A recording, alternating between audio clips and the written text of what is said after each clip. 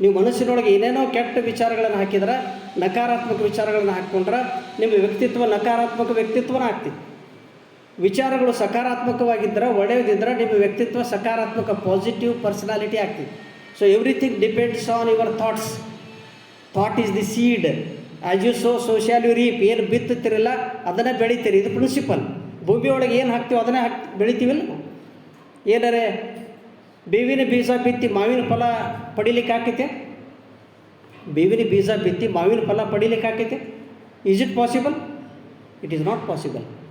ಯಾಕಂದ್ರೆ ಅದನ್ನು ಲಾರ್ಡ್ ಬಸವಣ್ಣವರು ಹೇಳ್ತಾರೆ ನೋಡಿ, ಬೇವಿನ ಬೀಜವ ಬಿತ್ತಿ ಬೆಲ್ಲದ ಕಟ್ಟೆಯ ಕಟ್ಟಿ ಆಕಳ ಹಾಲ ನೆರೆದು ಜೇನು ತುಪ್ಪ ಹೊಯ್ದಡು ಕಹಿ ಆಗೋದಲ್ಲದೆ ಸಿಹಿ ಆಗಬಲ್ಲುದೇ ಕೂಡಲ ಸಂಗಮ ದೇವ.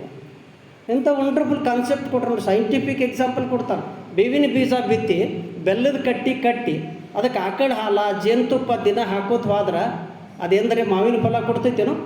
ಬೇವಿನ ಫಲನೂ ಕೊಡೋದಿಲ್ಲ, ಕಹಿ ಫಲನೂ ಕೊಡೋದು. ಅಂದ್ರೆ ಒಳಗೆ ನಾವು ನಕಾರಾತ್ಮಕ ವಿಚಾರಗಳನ್ನು ತಲೆಯೊಳಗೆ ಇಟ್ಕೊಂಡು ಬೇಕಾದಂಥ ಕ್ಲಾಸ್ ರೂಮ್ದೊಳಗೆ ಕೂತು ಏನು ಬೇಕಾದ ಮಂತ್ರ ಪಠನ ಮಾಡಿದ್ರೂ ಒಳಗೆ ಏನು ಇಟ್ಕೊಂಡಿರಲ್ಲ ಅದೇ ಬೆಳೀಲಾಕತ್ತಿರ್ತೈತಿ.